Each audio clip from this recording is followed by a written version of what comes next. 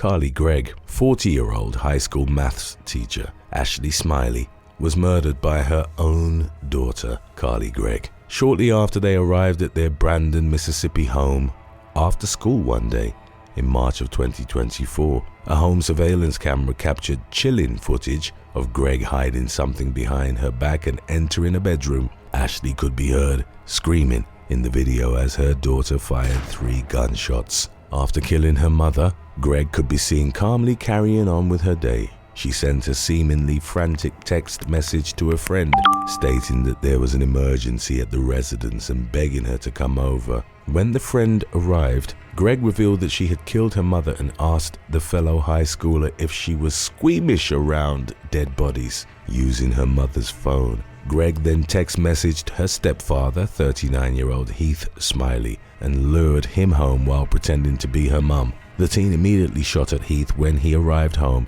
striking him in the shoulder, but he managed to overpower the young woman and ultimately survived his injuries. A few more shots went off during the struggle, but thankfully no further tragedy occurred. Gregg fled the scene on foot and was captured near the residence by law enforcement. A short while later, she was charged as an adult with murder and attempted murder, which meant that while her age spared her from the death penalty, she still potentially faced a lifetime behind bars. The prosecution told the court that the murder happened shortly after Ashley Smiley learned about her daughter's secret life, which consisted of having burner phones, using marijuana, cheating on her schoolwork, and other behaviors that Gregg's mother did not approve of. Ashley was searching the teen's room for her hidden vapes when the shooting occurred. The defense argued that Gregg was experiencing a mental health crisis when she killed Ashley and nearly killed Heath. They argued for a not guilty due to insanity verdict, but they failed to sell their narrative to jurors, who found Gregg guilty as charged after deliberating for just 2 hours, and she was sentenced to life without parole. Gregg reportedly plans to appeal her case as she begins her lengthy prison term. Number 10. Julio Cesar Rivera. A Texas woman's life was forever changed in November 2021 when she was shot in the face during a failed carjacking in San Antonio. 27-year-old Alana Castaneda had just bought a sandwich and some juice at a Whole Foods store and was getting back into her car when she noticed a gun pointed at her head. Fearing for her life, the young woman raised her arms to show her willingness to comply with the gunman's orders, but she hesitated when the carjacker, 18-year-old Julio Cesar Rivera, demanded her keys. Rivera struck Castaneda twice on the head with his gun, prompting her to fight back. She threw 2 punches in self-defense before Rivera shot her in the face, and the bullet struck her with such force that she immediately collapsed onto the pavement. Determined to survive, Castaneda mustered up the strength to run back inside the store, where the employee who had made her a sandwich just minutes earlier was now calling 911 in a frantic effort to save her life. She was bleeding profusely and felt like her face was on fire, and she wasn't sure if she was going to make it, but she was at least going to try. Castaneda underwent a 7-hour emergency surgery and thankfully pulled through. She spent the next 2 months bedridden and has undergone several additional operations since then to fully repair the damage. Rivera was captured outside a nearby movie theater and booked into custody on charges relating to the carjacking, along with 3 aggravated robbery counts stemming from unrelated incidents. He took a plea deal in 2023 and was sentenced to 45 years in prison, which means he'll likely be in his mid-60s before he sees freedom again. Number 9. Deontre Hollie. When a Colorado teenager named Tayana Manuel failed to return home from hanging out with her boyfriend on Christmas Eve in 2022, her loved ones became extremely worried that something was wrong. Her mother reported her missing but was disappointed by what seemed to her like a lack of urgency to find her daughter. After finding out that the young woman's boyfriend had been located and had undergone medical treatment for a gunshot wound to the head, Manuel's family became even more concerned for her well-being. The The boyfriend had been unable to speak due to his injuries and couldn't remember much from the shooting, but was eventually able to tell investigators that Manuel was with him when it occurred, 2 days after she was last seen by members of her household. Manuel was found dead near a dumpster outside an apartment complex in Denver.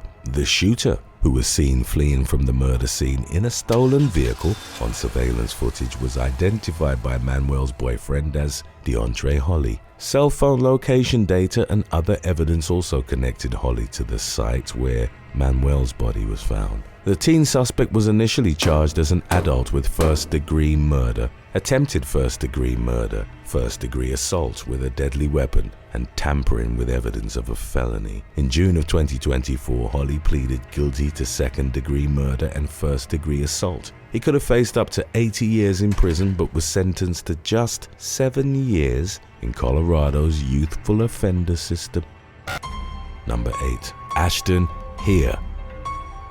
On a September evening in 2023, 911 operators in Burnett County, Wisconsin, received a call from a young man who was later identified as 18-year-old Ashton Heier. He reported that he had shot someone who had charged at him with a bat at a home in Siren, and several members of law enforcement responded to the scene. Upon arriving at the residence, they found Heier's stepbrother, 37-year-old Aaron Holstrom, lying on the ground with a gunshot wound to the chest. Life-saving measures were immediately undertaken, but Holstrom died from his injuries. Heier told investigators that he and the victim had gotten into a dispute over a chainsaw and that he fired a warning shot in an attempt to get Holstrom to stop charging at him before making the decision to use lethal force. He was charged with 7 felonies, including first-degree reckless homicide, first-degree intentional homicide, homicide by negligent handling of a firearm,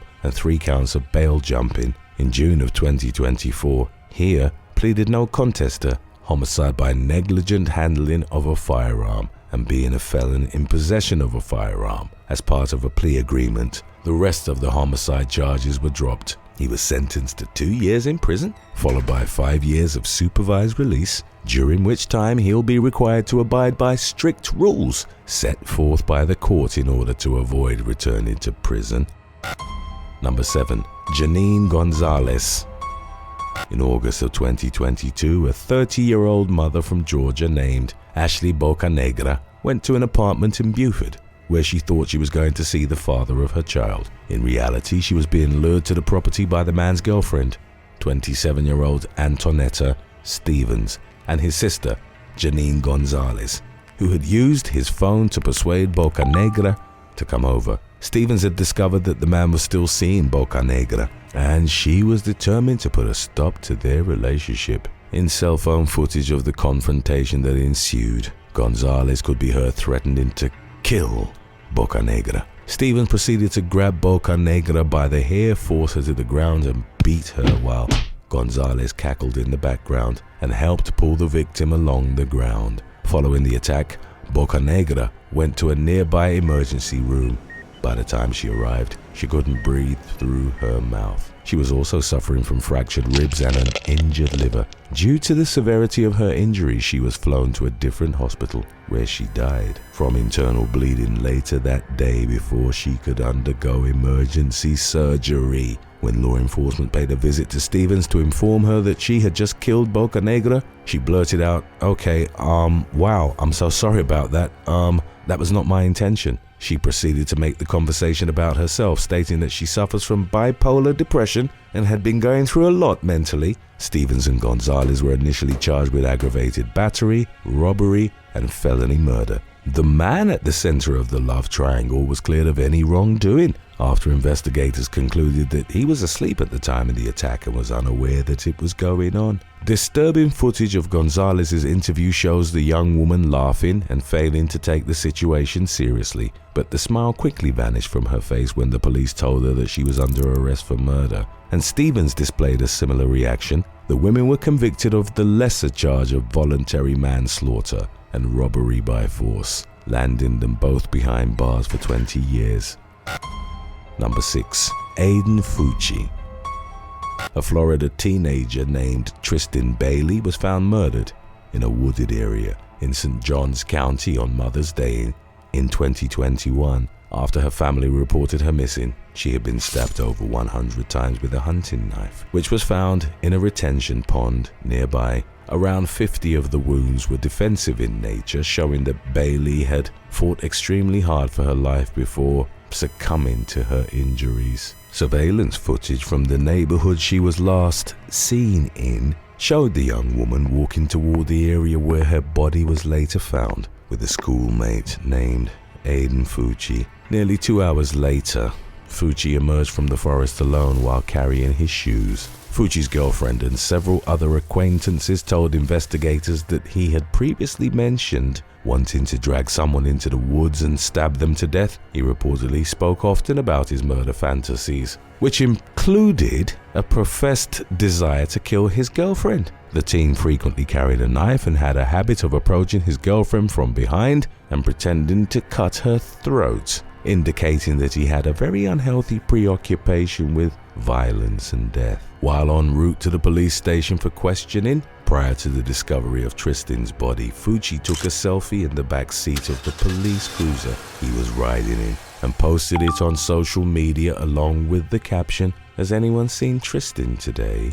One commenter wrote, "You were with her, Aiden. You know what happened to her." Fucci admitted to leaving a friend's house with Bailey shortly after 1 a.m. but initially claimed he had just walked around for 2 hours before arriving home at 3:30 in the morning. His story kept changing, and he eventually admitted to being present when Bailey died. He claimed she had fallen and hit her head, but her injuries told a much different story, and Fucci was charged with second-degree murder. The charge was later upgraded to first-degree murder due to the horrifying nature of the crime. During a search of Fucci's home, investigators found a knife sheath matching the murder weapon, wet bloody clothing, and blood and mud in the bathroom drain. They also noticed that some of the clothing had been washed and arrested the teen's mother, Crystal Smith, on suspicion of tampering with evidence. Shortly before jury selection was scheduled to begin in early 2023, Fucci pleaded guilty to first-degree murder, which carries an automatic sentence of life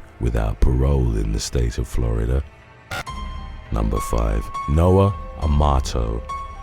Clad in traditional clothing for the Jewish holiday Sukkot, 14 boys were walking in Ponte Vedra, Florida, in October of 2022 when a pair of strangers on bicycles targeted them in an anti-Semitic attack. According to an incident report, 18-year-old Noah Amato hurled a derogatory term and pistol-whipped one of the victims. The weapon discharged, causing burns to the victim's face. Rabbi Nochem Korinsky, whose nephew and 2 sons were targeted in the attack, later told the First Coast News that the assailant seemed intent on shooting one of the boys in the face. He believed Amato had pulled the trigger on purpose and hoped the court would hold him responsible to the fullest extent of the law. The teen who was struck by the gun, Zalman Barokas, said that his attacker looked perfectly comfortable holding a deadly weapon to his head. Amato was charged with multiple crimes including aggravated assault with a deadly weapon, aggravated battery, and carrying a concealed firearm.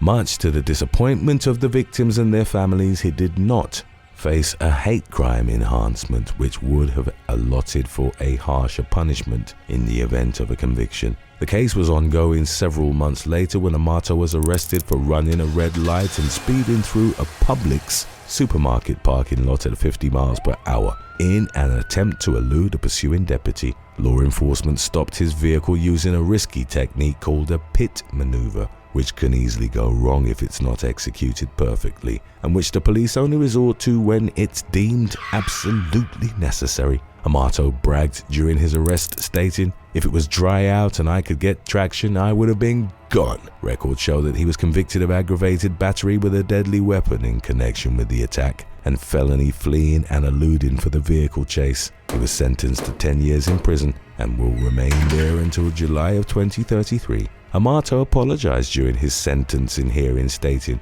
"I take 100% responsibility for the heinous crime I committed. I was highly intoxicated on an entire bottle of liquor and some Percocets." Number 4. Sabrina Zunich.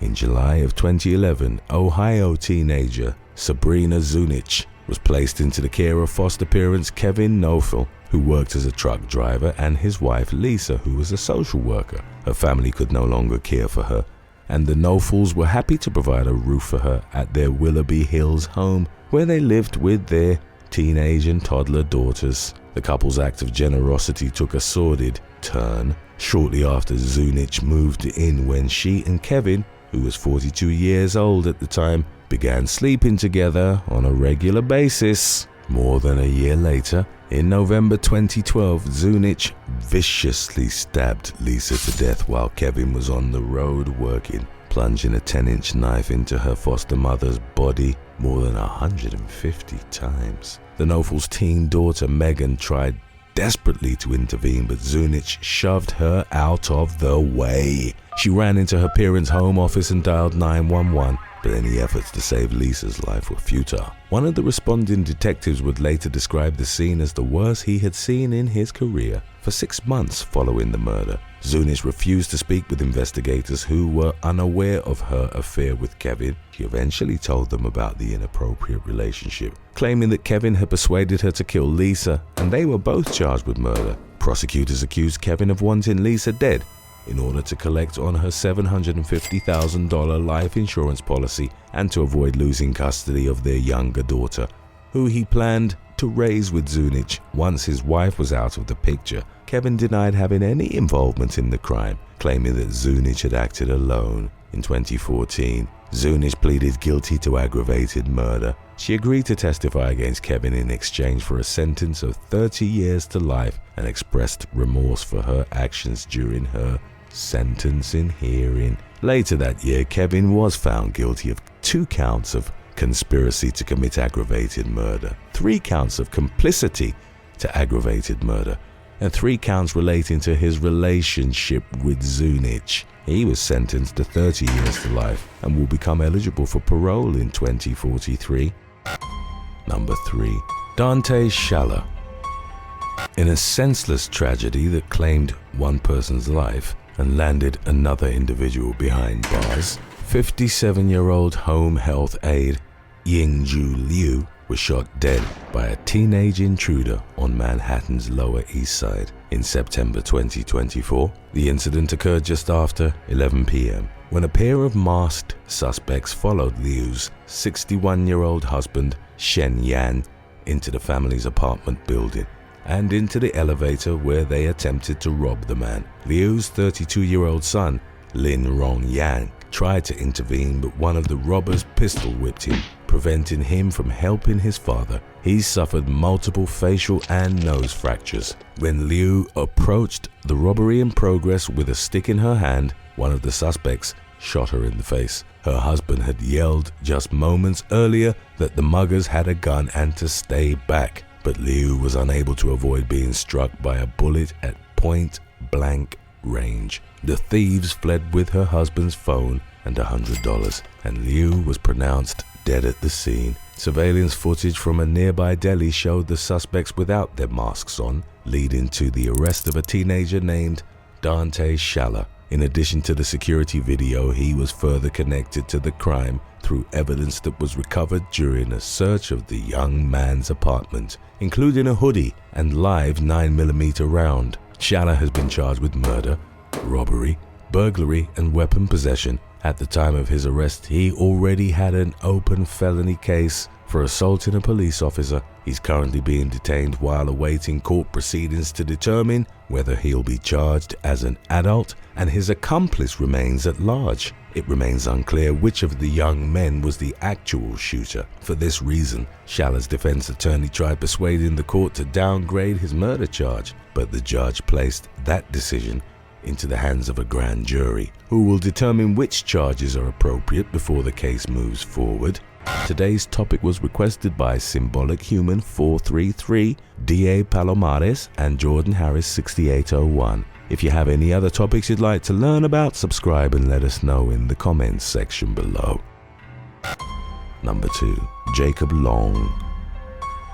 High schooler Elijah Sargent was eating cereal on his living room sofa at his Anderson County, South Carolina home one morning in early 2023 when he was struck in the neck by a bullet in a drive-by shooting He died from his injuries, and police quickly traced the crime to 37-year-old Grace Smith, 19-year-old Anthony Howard, and another teenager named Jacob Long. Police captured the suspects in Arkansas 2 weeks later and booked them into custody on suspicion of murder and discharging a firearm into a dwelling. According to prosecutors, Smith bought the .40 caliber handgun that was used as the murder weapon the day before the shooting. The fatal bullet was fired by Long, who was friends with the victim. Sargent's family had even welcomed Long into their home when he had nowhere else to go. In 2024, Long pleaded guilty to a reduced voluntary manslaughter charge and was sentenced to 18 years in prison. He apologized for his actions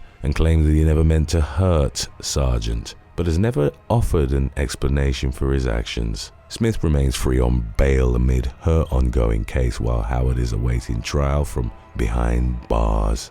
These reckless teens paid the price for their own permissiveness. But let's find out how full-grown adults with wicked desires got what they deserved. Right after number 1, we've got 8 predators who deserve to rot in hell. Lined up in case you haven't seen it yet. Stick around. Number 1. Davion Pryor. What began as a typical interaction between a Chicago woman and her son tragically devolved into life-ending violence in September 2024. The regretful series of events began when 43-year-old Tatanisha Jackson received a call from her teenage son, Davion Pryor, who claimed that someone was drinking on their back porch. She returned to the family's home in the South Shore neighborhood to investigate the situation and arrived 10 minutes later. As Jackson unlocked the door to her home, Pryor opened it from inside and fired 4 gunshots at his mother at point-blank range, killing her at the scene. Jackson's husband, Pryor's father, and the couple's younger son were with her when the shooting occurred. The husband later told reporters that he heard several more gunshots as he fled the scene with the little boy in his arms and dialed 911 at the time of the incident. Pryor had opened criminal cases for aggravated battery and vehicular assault. He is now facing a first-degree murder count and is charged as an adult.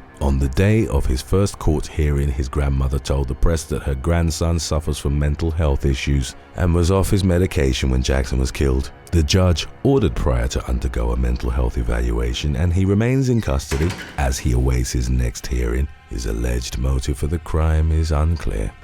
British woman Libby Squire disappeared on January the 31st of 2019 following a night out with friends in the East Riding of Yorkshire, England. What followed was the largest missing persons search in the history of Humberside Police, involving over 100 officers and staff. It emerged that shortly before midnight, 21-year-old Squire had been denied entry at a local music venue because of her intoxicated state. Her friends called her a taxi, which took the young woman to her Wellesley Avenue home, but she didn't enter it. She was spotted crying and sobbing in the street about half a mile from her residence by witnesses who tried to assist her but ultimately left her alone as they found her to be aggressive and erratic. Less than a week after her disappearance, the police arrested 24-year-old Powell Rilowitz on suspicion of abducting the woman after his car had been spotted in the area. On February the 10th, the man was charged with several unrelated burglary and indecency offenses which he'd committed leading up to January of 2019. They included spying on women and breaking into their houses to steal their underwear and adult toys, in addition to other items. Weeks before Squire's disappearance, on 2 separate occasions, he'd exposed and touched himself in front of groups of women. In one of the incidents, he followed a group home and left genetic material on the front door of their house. At the time of his arrest, he was found to be in possession of a bag containing the personal items he'd stolen from the homes, some of which contained traces of his genetic material. Nearly 2 months after she'd gone missing, Squire's body was found in the Humber estuary by a fisherman. The remains' advanced state of decomposition made determining the cause of death impossible. Wilowitz was charged with her abusive assault and murder while he was still in custody for his past offenses. His trial began on January the 12th of 2021. The man maintained that he'd been a good Samaritan and that he'd picked up Squire in his car because she was cold and visibly intoxicated. He claimed that he'd driven her to the Oak Road playing fields where they had consensual relations. Rilowitz had scratches on his face which he claimed that Squire had inflicted on him because he'd turned around when she tried to kiss him again. He then left left her at the fields to go in search of attractive women. The prosecution would argue that given his uncontrollable urges and escalating deviancy, the man had been looking for an opportunity while driving around on January the 31st. He drove Squire to the fields, forced himself on her, and the woman had fought back, scratching his face. Rilowitz then killed her and dumped the body in the River Hull. The jury ultimately agreed with the prosecution. Rilowitz was given concurrent sentences of life imprisonment with a minimum of 27 years served for Squire's murder and 18 years for the abuse. Number 7. Hideyuki Noguchi. Between 2011 and November 2013, Japanese man Hideyuki Noguchi took out advertisements for women to take part in a sleep study. Noguchi, who had no medical training, lured them to hotels and hot spring resorts where he drugged and abused them. The 54-year-old recorded the predatory attacks and sent the footage to adult websites, earning a total of nearly $100,000. As reported by CNN, the attacks were uncovered after one of the victims had recognized herself in a video. The police confirmed dozens of victims ranging in ages from their teens to the late 40s in multiple cities including Tokyo, Chiba, Osaka, Tochigi, and Shizuoka. They feared that Noguchi's victim count could have been as high as 100. The man was arrested in 2015, but the media wasn't updated on the progress of his legal case. Number 6. Jong Yu-jung. In the spring of 2023, Jong Yu-jung used an app that connects parents with private tutors and reached out to a woman in her 20s in Busan, South Korea. Yu-jung pretended to be the mother of a 9th grader and claimed that her daughter wanted to learn English. The small-framed 23-year-old wore a school uniform she'd bought online and went to the tutor's home. CCTV footage would show her wheeling a suitcase while on the way to the residence. At some point during the meeting, Yu-jung stabbed the woman to death. She then bought trash bags and bleach before returning to dismember her. Yu-jung took the victim's phone, ID card, and wallet to make it seem like she'd disappeared. She loaded some of the body parts in the suitcase and took a taxi to a spot near the banks of the Nakdong River, where she dumped them. The taxi had noticed, however, that blood was coming from the suitcase and called the police.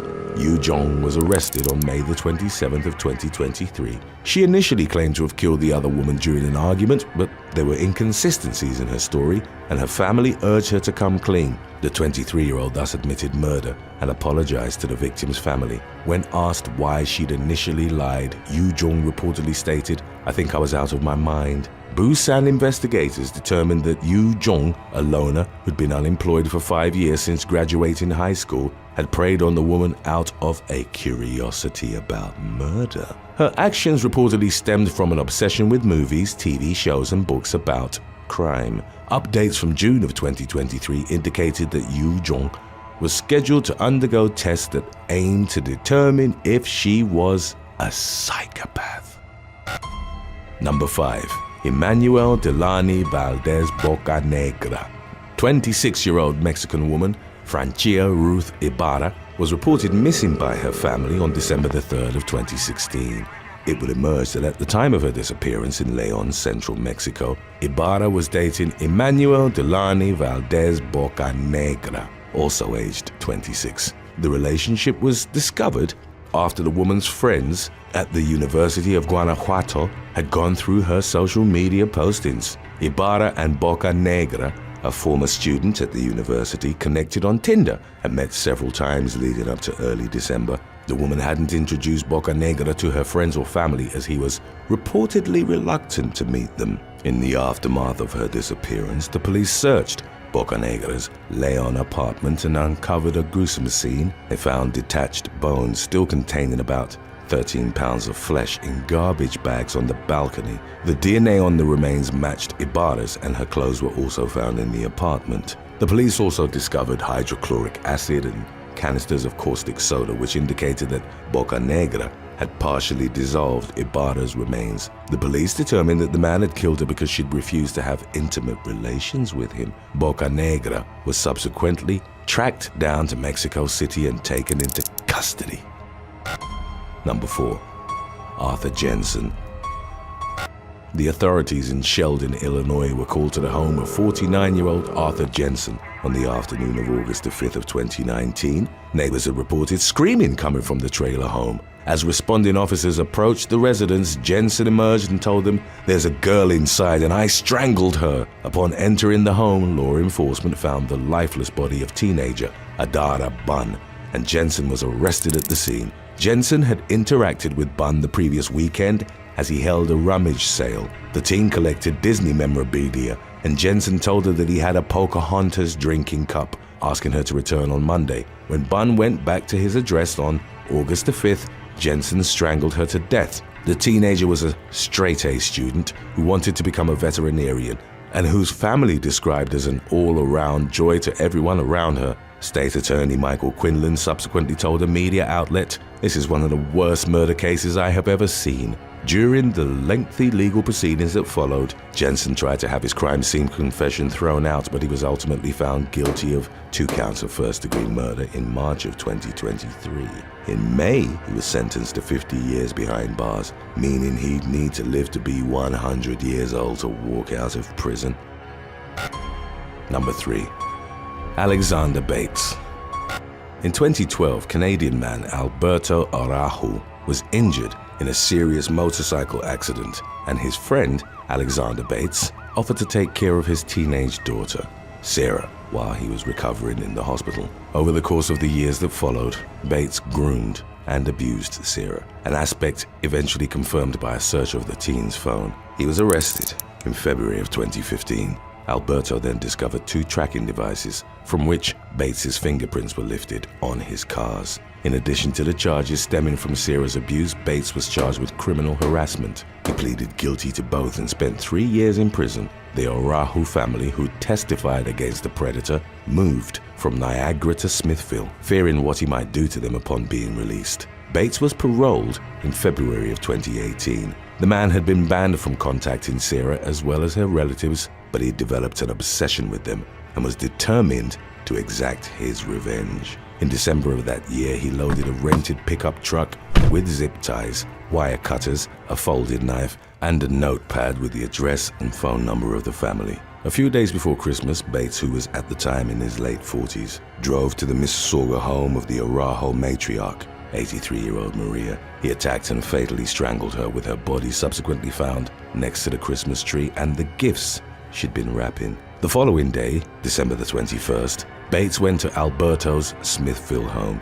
He threatened him with a gun, which later turned out to be a replica, before he bound both him and his mother-in-law, Linda Gallant, in the basement. Bates nearly beat them to death with an aluminium baseball bat while demanding to know Sarah's whereabouts. Alberto's wife had managed to escape the scene and alerted the authorities. When law enforcement arrived at the scene, Bates aimed the fake gun at them and was shot. He survived with injuries that left him wheelchair-bound. As a result of the baseball bat assault, Linda required multiple surgeries to mend her fractured skull, and Alberto suffered a brain aneurysm. Bates was subsequently sentenced to 13 years for the attack on them and to life without parole for 16 years for Maria's second-degree murder. Number 2. Dwight L. Smith.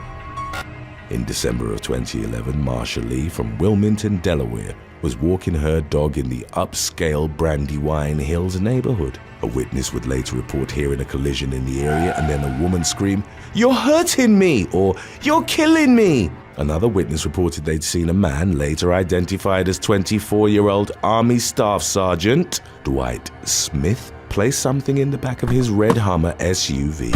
65-year-old Lee was reported missing by her husband when her dog returned home alone. By the evening, the police had detained Smith after stopping his vehicle and finding blood inside. During questioning, the man claimed he didn't know the source of the blood, but later admitted Lee had been in the vehicle. Smith claimed that he'd clicked on and wanted to kill someone. He randomly chose Lee and rammed the Hummer into her. Smith then threw the injured woman in his SUV. He admitted to the police that he bashed her head in. Lee's body was found in a wooded area nearby, unclothed except for her socks. There was evidence she'd been abused. Smith had served in Iraq from 2007 to 2008 and in Afghanistan from May of 2010 to April of 2011. He was eventually wounded in a mortar attack and subsequently awarded the Purple Heart decoration. At the time of the attack on Lee, he was on leave from Fort Drum, New York. Smith pleaded guilty but mentally ill to abusing and murdering the woman. In December of 2015, he was given 2 life sentences without parole and an additional 5 years, which he'd serve in a mental health facility and in prison. The New York Times published a letter that Smith had written to his father in 2012, in which he said that he'd become addicted to killing during his combat service. Smith wrote, "I could kill someone, go to sleep, and forget that it ever happened." Number 1. Kenneth Seplak.